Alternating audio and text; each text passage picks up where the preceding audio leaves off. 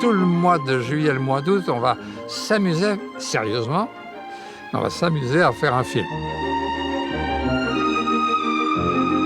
J'ai commencé très tôt, parce que mon père m'amenait sur les plateaux, donc j'étais vraiment dans ce milieu, quoi. Je savais que je n'en sortirais pas. Et Cocteau, ensuite, après, à la fin de ce film, m'a dédicacé un livre dans lequel il a mis mon cher Claude, sans qui je ne pourrais jamais faire un film.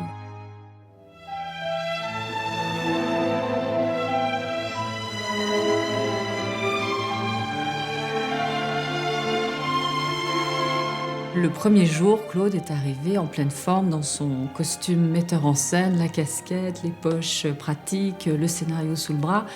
Très professionnel, très à l'heure, très organisé. Ce qu'il y a de formidable chez Claude, c'est qu'il a vraiment monté toutes les marches qui mènent là où le cinéma peut mener, c'est-à-dire au rêve absolu.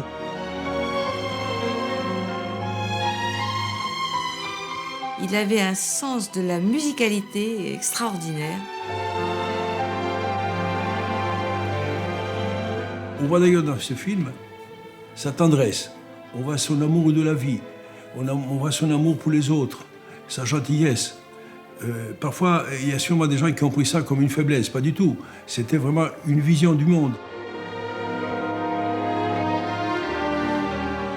Vous savez, quand on écrit un scénario, 2 scénarios, 3 scénarios, 4 scénarios avec quelqu'un, on découvre beaucoup de choses de l'un et de l'autre.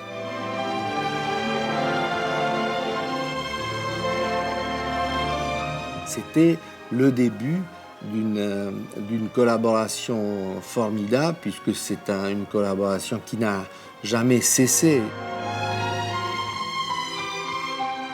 Il avait donc, je pense, cette faculté, cette sensibilité de flairer le talent ailleurs que chez lui, et ça lui plaisait.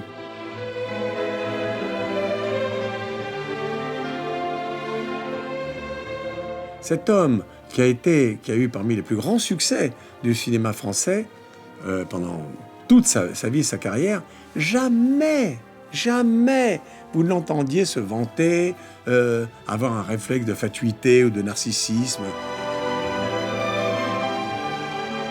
J'ai le souvenir d'avoir vu un enfant. Voilà.